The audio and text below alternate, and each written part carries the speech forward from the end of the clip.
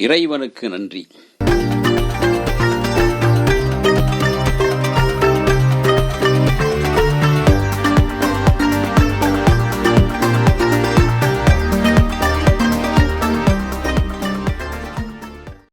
புரட்சித் தலைவர் எம்ஜிஆர் நடித்த ராஜாராணி கதைகளில் சில சரித்திர உண்மைகளும் உண்டு. அதில் காஞ்சி தலைவன் ஒரு மாறுபட்ட கதையம்சம் உள்ள படம்தான். உண்மையான ஒரு சரித்திர பின்னணி கொண்ட படம். சரித்திர கதை பின்னணியாக கொண்ட இந்த படத்தில் நரசிம்ம பல்லவனாக எம்ஜிஆர் நடித்தார்.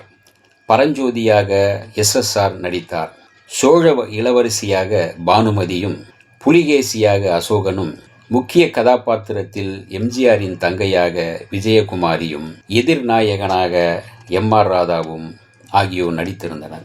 இந்த படத்தை காசிலிங்கம் இயக்கினார். ராஜாராணி கதை பின்னணியில் கொஞ்சம் அண்ணன் தங்கை பாசத்தையும் கலந்து இந்த கதைக்கு வசனத்தை எழுதியிருந்தார் கலைஞர். வாதாபி புலிகேசியிடம் தோற்றுப்போன மகேந்திர பல்லவனின் மகன் நரசிம்ம பல்லவன் காஞ்சியை ஆண்டான். இன்னொரு கலாரசிகன். இவனின் தளபதி பரஞ்சோதி வீரமிக்கவன். இவனால் நரசிம்ம பல்லவன் பல வெற்றிகளை குவித்தான். தந்தையைப் போலவே நரசிம்மனை புலிகேசியால் வெல்ல முடியவில்லை. ஆகவே ஆந்திர இளவரசியை அனுப்பி சூழ்ச்சி செய்கிறான். ஆனால் அவளோ நரசிம்ம பல்லவனை உண்மையாகவே காதலிக்கின்றாள். பரஞ்சோதி நரசிம்மனின் தங்கை பூங்குழலியை காதலிக்கின்றான். ஆந்திர இளவரசியால் ஆபத்து வரும் என எச்சரிக்கின்றான் பரஞ்சோதி. புலிகேசியின் சூழ்ச்சியால் நரசிம்மனும் பரஞ்சோதியும் பிரிகின்றனர். அப்போது புலிகேசி போர் முரசு கொட்டுகிறான்.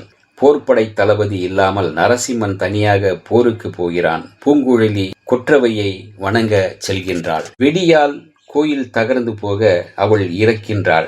இறுதியில் உண்மையை உணர்ந்த பரஞ்சோதி நரசிம்மனோடு ஒத்துழைக்கின்றான். ஆந்திர இளவரசியின் முயற்சியால் இதர சிற்றரசுகளும் நரசிம்ம பல்லவனுக்கு துணை நிற்கின்றார்கள். போரில் நரசிம்ம பல்லவன் வாதாபியை வெற்றி கொள்கின்றான். இதுதான் காஞ்சி தலைவன் படத்தின் கதை.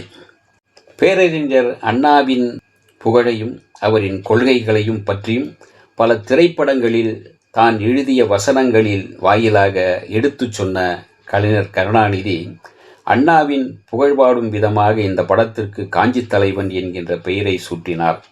அதை அடையாளம் கண்டுகொண்ட தணிக்கை அதிகாரிகள் அண்ணாவுக்கு விளம்பரமா என கூறி பல இடங்களில் கத்திரி போட்டதால் முக்கிய காட்சிகள் கந்தலாகி போய்விட்டன. இது பெரும் பாசமும் அன்பும் கொண்டவர் புரட்சி தலைவர் எம்ஜிஆர். எனவே காஞ்சி தலைவன் என்பது தன்னுடைய தலைவர் அண்ணாவுக்கு செய்கின்ற மரியாதை என்கின்ற சந்தோஷத்தோடு அந்த படத்தில் நடித்தார். வீரமிக்க ஒரு ஆண்மகனாக மன்னாதி மன்னனாக நடித்திருப்பார். இதில் இடம்பெற்ற பாடலை முதலில் வெல்க காஞ்சி வெல்க காஞ்சி என்றுதான், அதாவது அண்ணா வாழ்க என்கின்றது போலதான் இந்த பாடலை கலைஞர் எழுதியிருந்தார்.